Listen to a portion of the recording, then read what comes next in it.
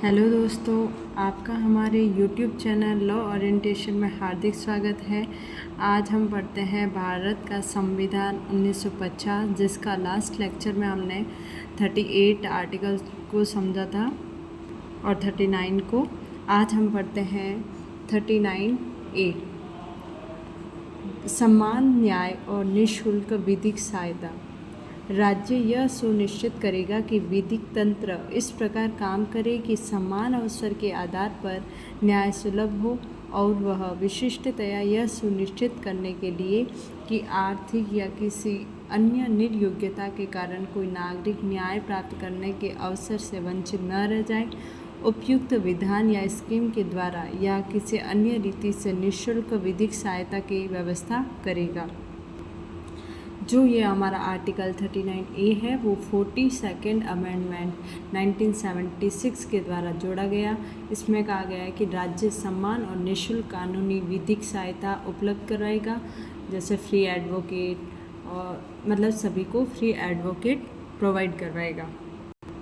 इसका मतलब है कि अनुच्छेद 39A समान न्याय और निःशुल्क कानूनी सहायता से संबंधित है, जो राज्य को यह सुनिश्चित करने का निर्देश देता है कि कोई भी नागरिक आर्थिक या अन्य अक्षमताओं के कारण न्याय प्राप्त करने के अवसरों से वंचित न रहे और सभी को समान अवसर के आधार पर न्याय मिले।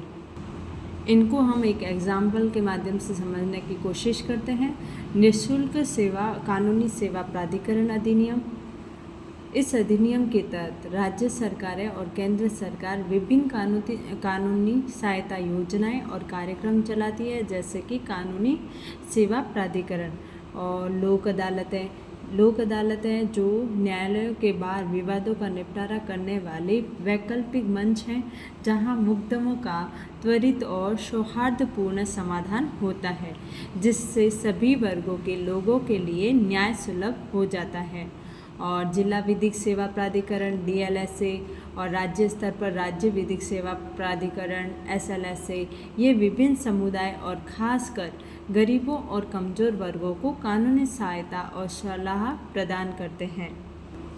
फ्री लीगल एड के लिए कानूनी सेवा प्राधिकरण अधिनियम 1987 जैसे कई एक्ट लेके आए गए, और इसका यही उद्देश्य रहता है कि कोई भी नागरिक, चाहे वह गरीब हो या कमज़ोर, कोई भी न्याय से वंचित नहीं रहे और न्याय को समाज के सभी वर्गों के लिए सुलभ और उपलब्ध करवाना भी इसका काम है। नेक्स्ट हमारा आर्टिकल है आर्टिकल 40, ग्राम पंचायतों का संगठन।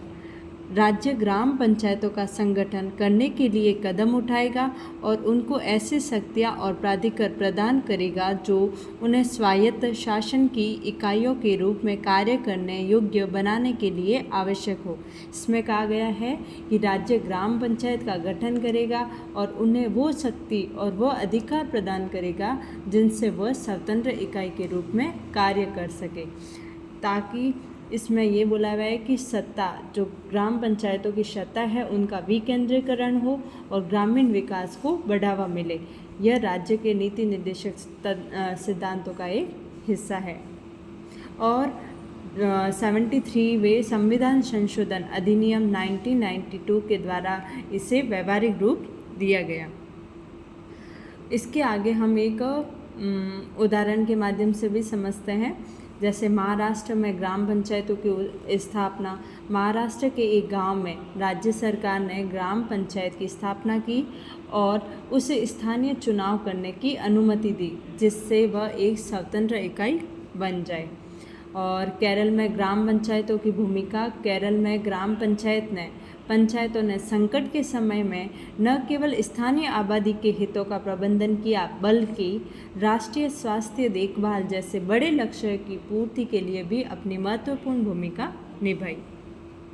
ये हमारा जो आर्टिकल है 39A और 40 जो हमने आज डील किया है, वो हमारा यही कंप्लीट होता है। और अगले लेक्चर में हम अपना आर्टिकल 41 के आगे कंटिन्यू रखेंगे। अगर आपको ये हमारा वीडियो अच्छा लगा हो तो लाइक, शेयर एंड सब्सक्राइब ज़रूर कीजिएगा। Thanks for watching.